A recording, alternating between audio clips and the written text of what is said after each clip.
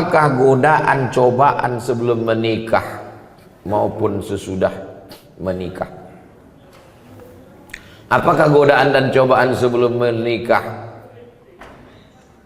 maupun mana? Apa pertanyaannya? Apakah godaan dan cobaan sebelum menikah? Sebelum menikah menengok anak gadis orang. Kalau udah menikah menengok bini orang. Banyak orang-orang yang berselingkuh, waktu ditanya, kenapa kau berselingkuh? Apa jawaban dia? Lebih berselera menengok bini orang daripada bini sendiri. Ini penyakit ini. Ini penyakit psikologis. Itulah kenapa perempuan disuruh menutup wajahnya. Jangan ejek perempuan bercadar. Kenapa? Karena bercadar itu sunnah. Tapi yang tak bercadar pun tidak apa-apa, bukan berarti dosa haram. Karena kalau bercadar wajib berarti tak bercadar haram. Bercadar, yang mau bercadar silakan, yang tak mau bercadar ya tak apa-apa. Tapi jangan bersolek berlebih-lebihan di muka laki orang. Ini banyak orang bersolek ini kan untuk laki orang, untuk laki dia macam hantu. Apakah godaan setelah menikah? Kalau engkau jumpa perempuan di tepi jalan, engkau tertarik melihat dia, pulanglah ke rumah. Pesan Sayyidina Ali. Kalau kau nampak perempuan di tepi jalan, tertarik melihat dia, pulanglah ke rumah. Karena apa yang ada pada perempuan itu ada juga di rumah. Baiti jannati, surgaku, rumahku adalah surgaku. Bidadari surga yang dikirim Allah Subhanahu wa taala. Faman lam yastati' man istata'a minkumul ba'ata falyatazawwaj. Siapa di antara kalian yang sudah sanggup menikah, menikahlah.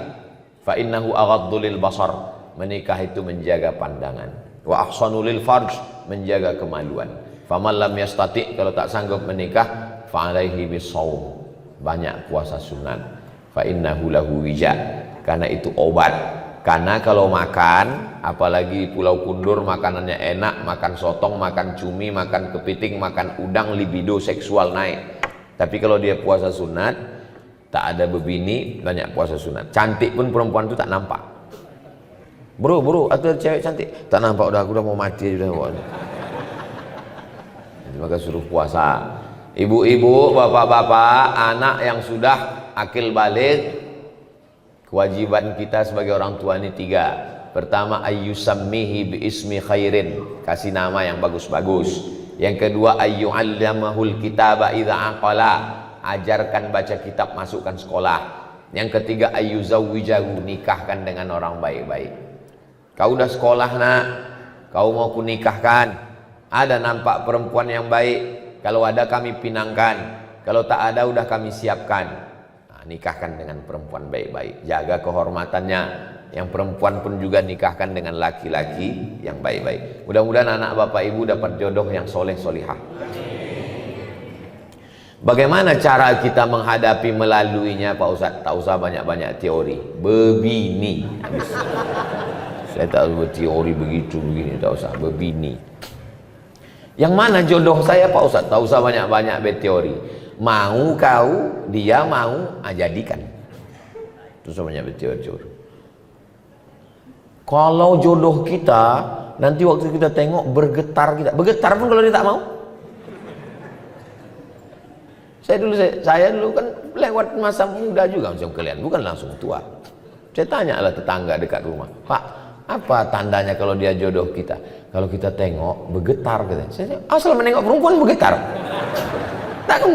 Tak usah banyak teori. Mau kau sama dia.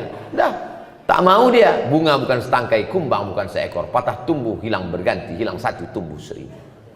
Ini anak-anak muda nih, begitu mau minang orang, kaulah satu-satunya, tak ada yang lain. Kalau kau tak mau nanti abang mati. La ilaha illallah. Apa pula begitu? Macam tak ada aja perempuan di dunia ini. Banyak laki-laki ini mentalnya mental kerupuk. Begitu banyak perempuan. Pinang. Tapi jangan kalian meminang petantang petenteng. Bawa Ustadz Haruna Hasim, bawa Pak Bupati, bawa Pak Sekda. Mereka juru bicaranya minangkan. Tanya, telusuri, ayah dia siapa? Ayah dia kerja di kantor bupati. Apa bupati? Bupati ngomong, kami membawakan ini anak tahfiz Quran mau Minang. Pasti diterima, mana mungkin orang tuh berani nolak.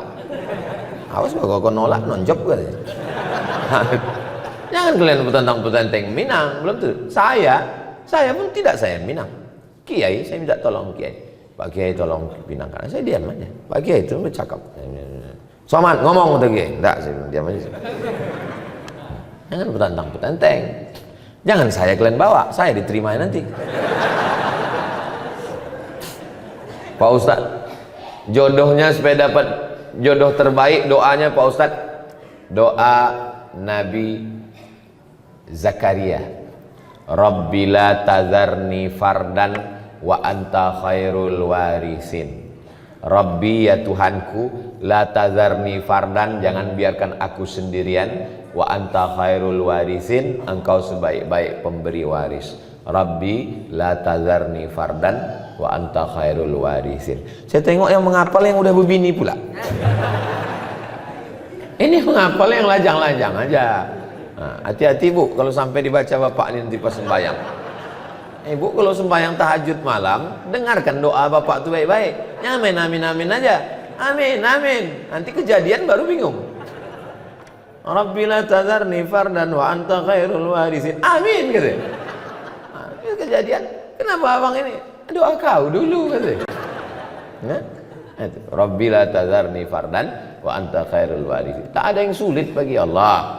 Asam di gunung, garam di laut, berjumpa juga dalam belanga. Siapa? Langkah rezeki, pertemuan maut, kuasa Allah Subhanahu wa taala. Tak ada yang sulit bagi Allah. Innama amruhu iza arada syai'an ayaqula lahu kun fayakun. Jodoh tak akan kemana, tapi ingat, saingan di mana-mana. Mohon doanya Ustaz agar diberikan keturunan yang soleh dan solehah. Dunia ini memang tak pernah selesai. Sebelum tamat sekolah, nanti kuliah di mana? Sesudah kuliah, udah kerja apa belum? Sesudah kerja, udah berbini. Sesudah berbini, udah punya anak. Udah punya anak, laki-laki apa perempuan? Laki-laki. Kenapa belum punya anak perempuan? Dunia ini sebetulnya tak sulit. Yang susah tuh mengamankan mulut orang.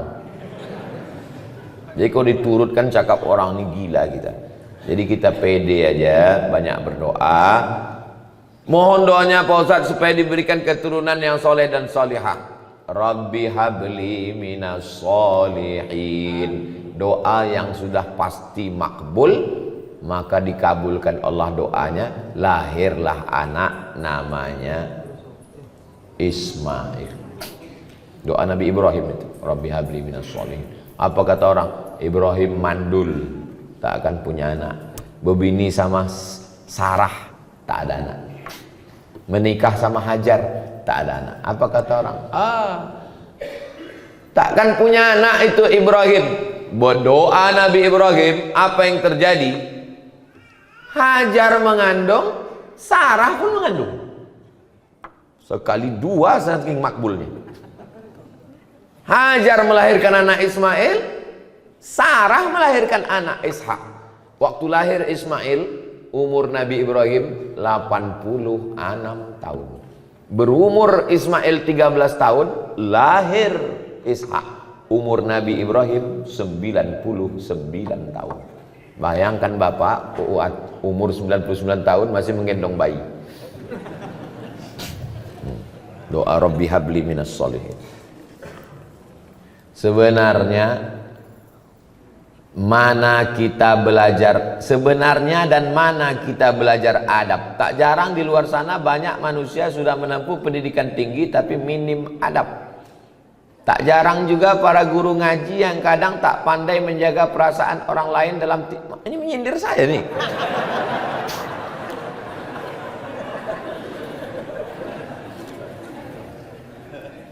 Yang mengajar adab yang pertama kali itu adalah ibu. Ini saya duduk di atas nih.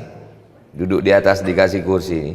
Dalam lubuk hati yang paling dalam tetap merasa bersalah. Kau salah Somad, kau salah Somad, kau salah Somad. Kenapa? Karena kecil dulu diajarkan tak boleh duduk di atas kalau ada orang tua di bawah. Sampai udah setua ini pun tetap dia tengiang, tetap nampak wajah almarhum Muhammad. Tak boleh duduk. Jadi waktu datang tamu duduk di lantai. Kita orang Melayu bentang tikar pandan, duduk tamu di bawah, saya di atas. Mak tu sudah mengkejip mata udah 2 kali.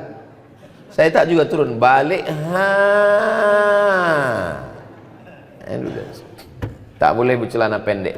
Saya tak punya celana pendek. Sampai hari ini kalau diajak orang mandi ke pantai tetap bercelana panjang. Mandi kolam renang tetap celana, tak boleh celana pendek. Kalau bercakap mesti ada ujungnya. Di mana kau sekolah? Di pesantren tu, di pesantren Pak Cik, di pesantren Mak, di pesantren Wak. Anak sekarang tak ada ujung. Kelas berapa kau? Kelas 3. Sekolah di mana? SD. Tak ada ujung. Kita dulu ujungnya mesti ada. Kalau jumpa cium tangan, minta doa, minta embus kepala. Diajarkan adab tata krama sopan santun. Habis makan piring bawa ke dapur, dicuci, dicium sebelum diletakkan di rak piring. Adab. Makanya Islam ini adalah agama Islam. Islam kata salam. Salam artinya selamat. Selamat lidah, dari kata kasar selamat. Tak ada gunanya ilmu banyak. Kalau cerita ilmu banyak, yang paling banyak ilmunya google.com. Kalau cerita paling kuat hafalan, yang paling kuat hafalannya youtube.com. Yang paling hebat amalnya sampai masuk ke surga. Pernah dia tinggal di surga, keluar lagi, iblis. Iblis itu pernah di surga. Kita sehebat-hebat kita belum pernah masuk surga lagi. Kata iblis, hebat aku lagi dari kau, kata iblis.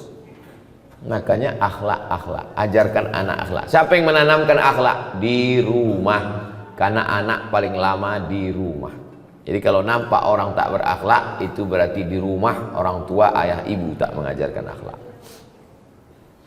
Kalau sudah sholat sunat fajar, sampai di masjid sholat sunat qobliyah subuh lagi Pak Ustadz, namanya sholat sunat fajar. Waktunya dari azan ke iqomat. Sholat sunat fajar itu adalah qobliyah subuh. Di mana dalilnya? Sahih Muslim. Ada satu bab qobliyah subuh, sholat sunat fajar. Pahalanya khairum minad dunya wa ma fiha, lebih baik daripada dunia dan seisinya. Rakaat pertama kuliah, rakaat kedua kulhu. Usollinya usolli sunnatal fajri raka'ataini, usolli sunnatas subhi raka'ataini qabliyatan lillahi ta'ala.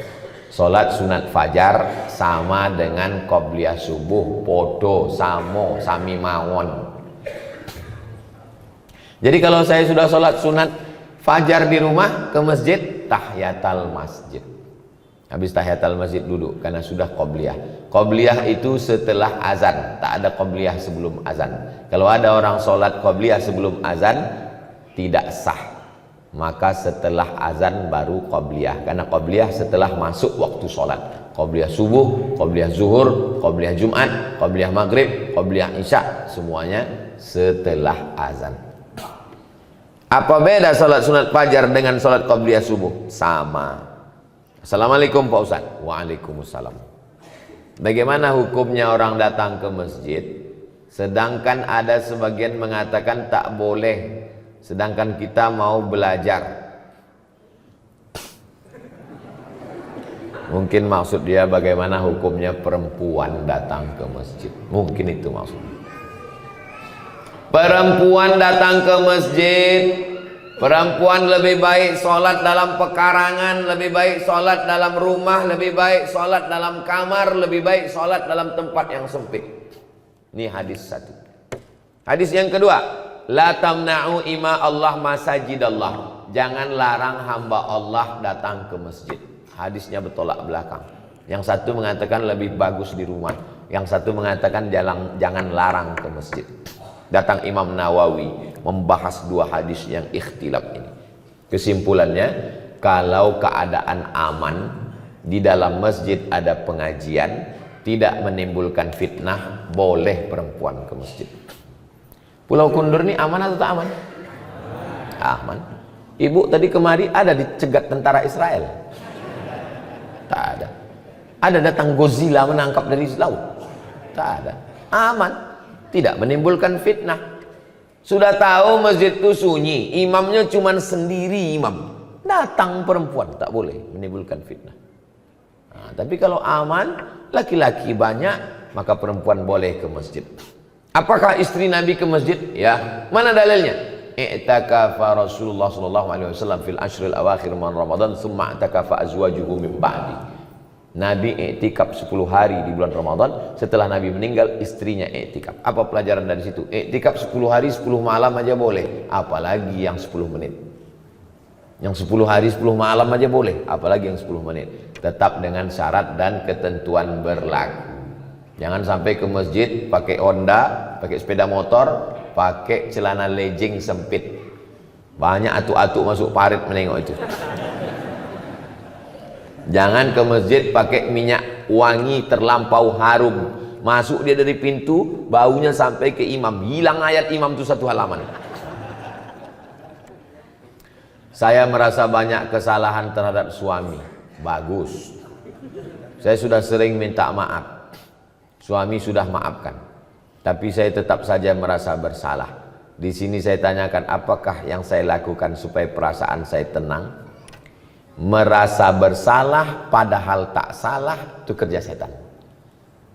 Merasa berdosa padahal tak dosa, kerja setan. Merasa beramal padahal belum beramal, itu juga kerja setan. Saya sudah membocorkan SOS, standar operasional setan. Kalau menurut Allah benar, menurut Rasulullah benar, menurut ulama benar, jangan merasa bersalah. Aku sudah minta maaf, aku sudah amanah, menjaga keluarga, menjaga anak-anak. Tanya suami, kau sudah memaafkan saya bang? Aku sudah memaafkan dek, karena aku terpaksa. Maka ibu tidak salah. Ibu sama dengan suami. Al-mu'minun suami, wal mu'minat istri, ba'duhum awliya'u ba'd. Mereka saling tolong menolong menjaga keluarga. Ya'muruna bil ma'ruf, mengajak anak keluarga berbuat baik. Wa yanhauna 'anil munkar, melarang buat munkar. Kau jangan selingkuh bang, kau jangan dilarikan pelakor, kau jangan buat macam-macam. Ini ku siapkan kain kalau mau pergi, ini baju koko, ini tasbih banyak berzikir, ini sholat jangan sampai tinggal. Kalau bapak dapat istri begitu, disiapkannya kain, baju koko, diingatkannya sembahyang tinggal di mana, pulang jam berapa, jalan sama siapa, sesungguhnya bapak sudah dikirimkan bidadari surga sebelum bapak mati. Kalau dapat istri model begini, jangan dikubur sebelum meninggal. Kalau kita mengkodok sholat, mana yang didulukan, kodok dulu apa sholat sunat rawatib dulu? Habis sholat maghrib, habis sholat zuhur nanti, usolli fardhu zuhri arba'a raka'atin qada'an. Qada' hukumnya wajib, rawatib hukumnya sunnat, zakat hukumnya wajib, sedekah hukumnya sunnat. Ketemu yang wajib dengan yang sunat, mana didudukan? Dulukan yang wajib. Tapi kalau saya kodok terus Pak Ustadz, saya tidak ba'diyah lah. Apa pula halangannya kodok? Bukan berat kodok itu. Kita hitung 1 rakaat itu berapa menit. Tunggu ya, paskan dulu detiknya. Allahu Akbar kabira walhamdulillahi katsiran wa subhanallahi bukratan wa asila wajjahtu wajhiya alladhi fatara as-samawati wal arda hanifan musliman wa ma ana minal musyrikin inna salati wa nusuki wa mahyaya wa mamati lillahi rabbil alamin la syarika lahu wa bidzalika umirtu wa ana minal muslimin. Bismillahirrahmanirrahim. Alhamdulillahi rabbil alamin arrahmanir rahim maliki yaumiddin iyyaka na'budu wa iyyaka nasta'in ihdinas siratal mustaqim siratal ladzina an'amta 'alaihim ghairil maghdubi 'alaihim waladdallin amin. Bismillahirrahmanirrahim. Qul huwallahu ahadun illahus samad lam yalid wa lam yulad wa lam yakul lahu kufuwan ahad. Allahu akbar subhana rabbiyal azim wa bihamdi subhana rabbil azim wa bihamdi subhana rabbil azim wa bihamdi. Sami Allahu liman hamidah rabbana lakal hamdu mil'us samawati wal ardi mil'u ma syi'ta min syai'in ba'du. Allahu akbar subhana rabbil a'la wa bihamdi subhana rabbil a'la wa bihamdi subhana rabbil a'la wa bihamdi. Allahu akbar rabbi fili warhamni wajburni warfa'ni warzuqni wahdini wa'afini wa'fu anni. Allahu akbar subhana rabbil a'la wa bihamdi subhana rabbil a'la wa bihamdi subhana rabbil a'la wa bihamdi. Pas 1 menit. 1 menit 1 rakaat. 4 rakaat 4 menit. Tambah ba'diyah 2 rakaat, cuma 6 menit salat. Siapa bilang sholat itu berat? Nonton bola 60 menit, perpanjangan waktu, dibohongi pula semua wasit. Kenapa tahan? Scroll 60 menit, kenapa tahan? Qadha cuma 4 menit, tak tahan. Berhasil setan. Apakah saya salah jika saya berpihak kepada mereka yang lemah padahal mereka salah? Udah lemah salah pula lagi. Pula kita berpihak kepada orang yang salah. Betul kata Allah, betul kata Rasulullah, betul kata ulama, lemah dia, kita tolong. Unsur akhaka, tolong saudaraku, zaliman au mazluman, yang zalim maupun yang dizalimi. Kalau yang dizalimi kami tolong, kami tahu cara menolongnya. Yang dizalimi kami tolong. Tapi kalau yang menzalimi, macam mana kami menolongnya? Tahan tangannya.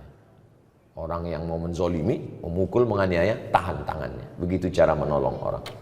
Tolong saudaramu yang menzalimi maupun yang dizalimi. Jangan diam menengok orang teraniaya. Saya jalan bawa mobil, nyetir sendiri. Saya tengok ada satu anak diletakkan di atas parit. Di atas parit ini ada papan. Anaknya berdiri, dia lempar sama 2 orang anak pakai batu. Turun saya dari mobil, saya tengok lama. Saya tengok anak yang dilempar. Habis itu rupanya lama-lama 2 anak ini sadar, ditengoknya saya. Tengoknya saya, ketakutan. Saya bilang, kau berdua bawa ayah kau sini, aku pijak batang lehernya. Kalau sekali lagi ketangkapku kau menganiaya, membuli anak-anak ini, habis kalian gua. Saya paling pantang menengok orang, membuli orang. Baik anak-anak maupun orang dewasa. Tak boleh menganiaya orang, tak boleh menzalimi orang. Maka kalau kita menengok ada, walaupun hal kecil remeh-temeh, banyak orang, itu anak-anak biasa. Itu sudah membunuh mental dia. Berapa banyak anak-anak bunuh diri gara-gara mentalnya diejek, diolok, mengadu sama maknya, ngadu sama ayah. Memang begitu anak-anak. Jangan, anak-anak ini mesti kita bela. Anak saya, keponakan saya, itu ditanya. Ada kawan di kelas itu yang ngejek-ngejek, ngolok-ngolok, ada? Tak ada. Kalau ada mengejek, balas. Mana boleh kita balas ejek? Boleh. Disentilnya telinga kau, cabut telinga dia. Yang dibiarkan anak kita dia olok-olok orang. Apakah saya membatasi pergaulan suami? Kalau suami berkawan sama peminum khamar, pecandu narkoba, ibu jangan diam. Jadi bagaimana kami bersikap kalau suami saya nih Pak Ustadz sering berkawan, mabuk-mabuk, sakau-sakau, pecandu narkoba? Sebentar ya.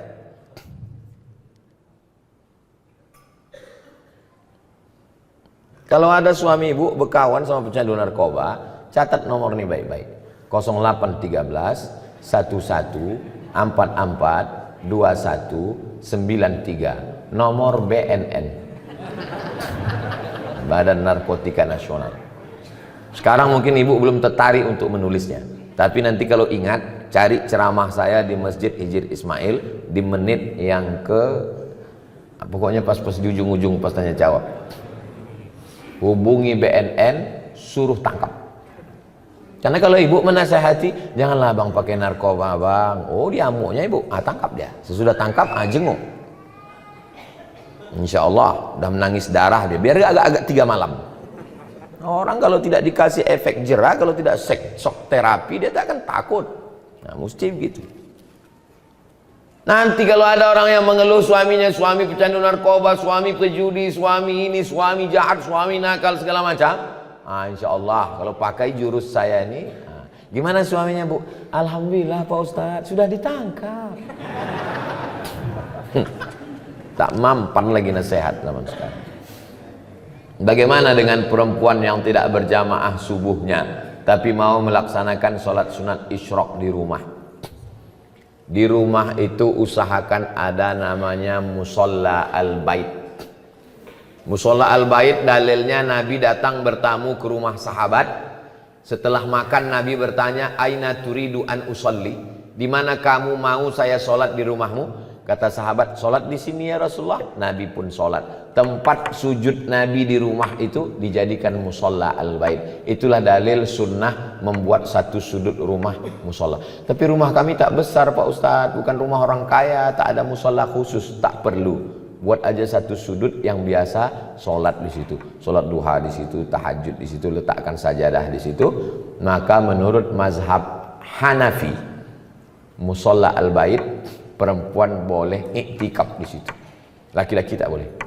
Laki-laki mesti di masjid. Perempuan yang berat, ada anak kecil, kesulitan, kesusahan, dia boleh iktikaf di situ dan dia boleh sholat sunat isyraq.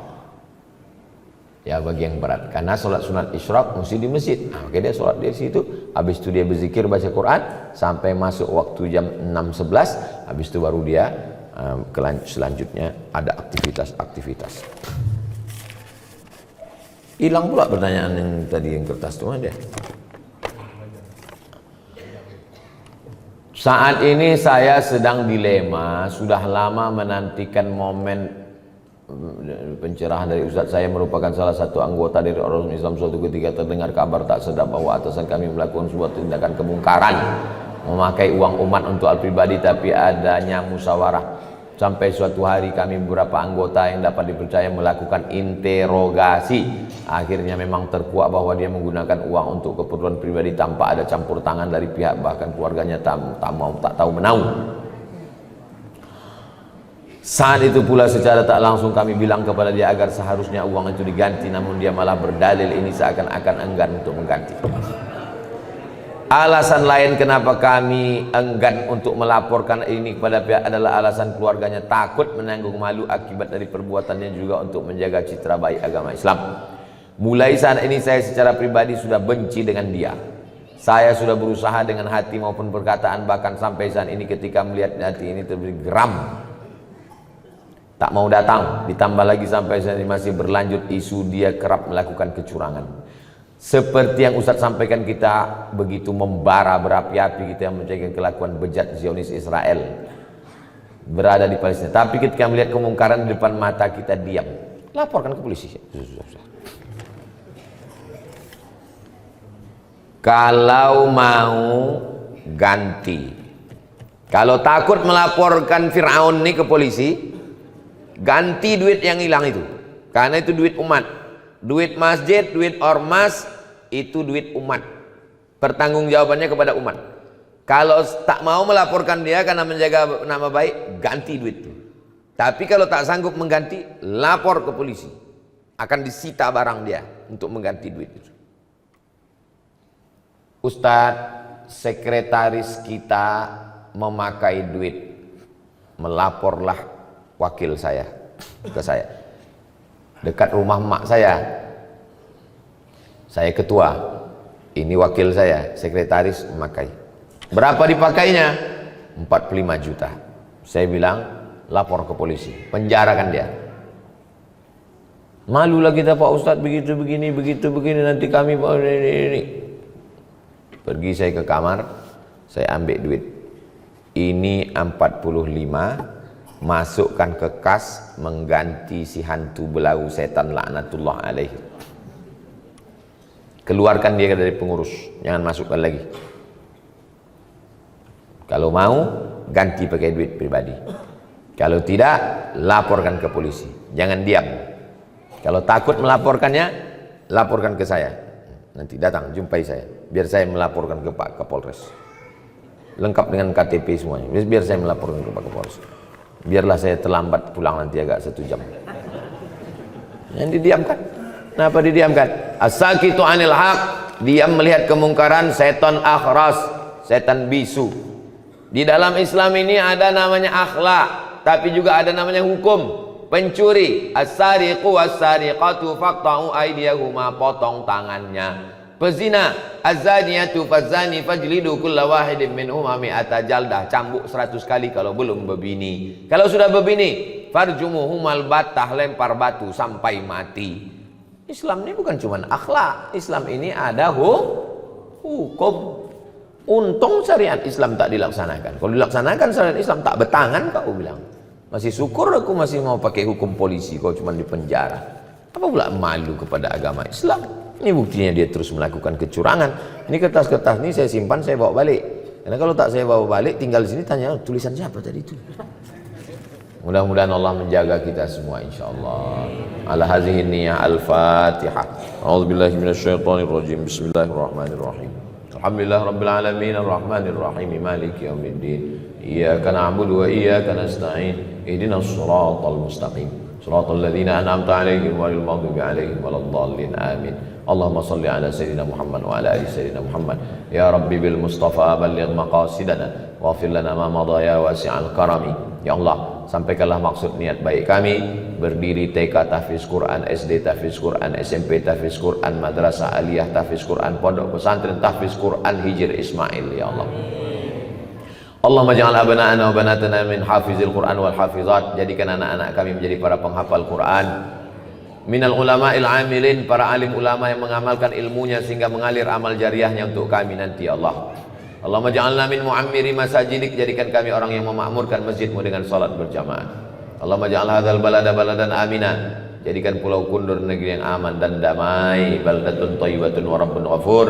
Rabbana fir lana dzunubana, ampunkan dosa kami, wali abaina, ayah kami, wali ummahatina, ibu kami, wali azwajina, pasangan hidup kami, wali man hadarana, semua yang hadir di majelis ini, wali man syarakana, saudara-saudara kami yang mengikuti melalui streaming kajian. Berikan kami semuanya kebaikan dunia akhirat.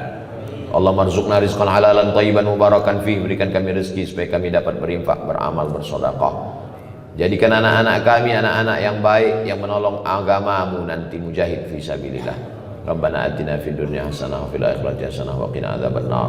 Wa sallallahu ala sayyidina Muhammad wa ala alihi wasallam. Walhamdulillahi rabbil alamin.